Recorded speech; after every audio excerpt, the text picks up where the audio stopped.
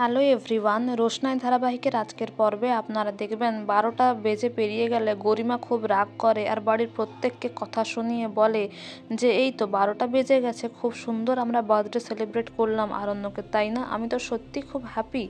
এদিকে আরণ্যকের বাবা বলে, দেখো আমি সত্যি খুব লজ্জিত ওর কাজকর্মের জন্য। আমি তো ডে 1 থেকে ওই মেয়েটাকে সাপোর্ট করিনি, শুধুমাত্র ওই বাড়ির লোকেরা, কিছু কিছু লোকেরা ওকে সাপোর্ট করেছে, তাই আজকে এই দিনটা দেখতে হচ্ছে। তখন ছোটু বলে, বাদশা অ্যাডাল্ট একজন, আমরা কখনো বলিনি তুই রোশনাইয়ের সঙ্গে মেলামেশা কর বা গরিমার সঙ্গে মেলামেশা করিস না।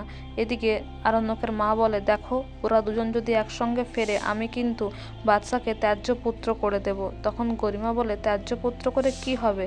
দেখবেন যান যে বেনারসে গিয়ে অন্য একটা কোম্পানিতে জয়েন করছে আর রোশনাইয়ের সঙ্গেই একসাথে থাকছে।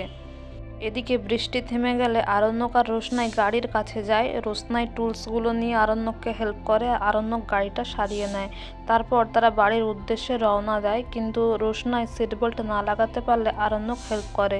এরপরে রোশনাই দেখে 12টা বেজে পেরিয়ে গেছে, তাই সে খুব হ্যাপি হয়েই আরণ্যককে বার্থডে উইশ করে, হ্যাপি বার্থডে স্যারজি বলে। তখন আরণ্যক খুবই খুশি হয়, কিন্তু তাকে কোয়েশ্চেন করে যে আমার সঙ্গে সময়টা কাটিয়ে তোমার কেমন লেগেছে রোশনাই? আমার তো খুব ভালো কেটেছে এবারের বার্থডেটা।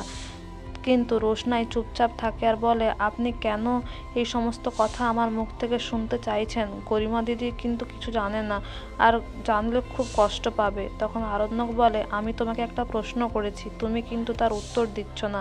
আমি তো বলছি আমার ভালো লেগেছে, তোমার কেমন লেগেছে? তখন রোশনাই বলে, খারাপ কেন লাগবে স্যারজি, আপনি তো মানুষটা খারাপ না। তখন আরণ্যক বলে, তাই, কিন্তু আমার তো মনে হয় তোমার আমার কাছ থেকে কোনো এক্সপেকটেশনই নেই, তোমার তো এক্সপেকটেশন অন্য কারো কাছ থেকে। খুব আনন্দ হচ্ছে তাই না বেনারস ফিরে যাচ্ছ বলে? তো বন্ধুরা, এই ছিল আজকের আপডেট। Thank you.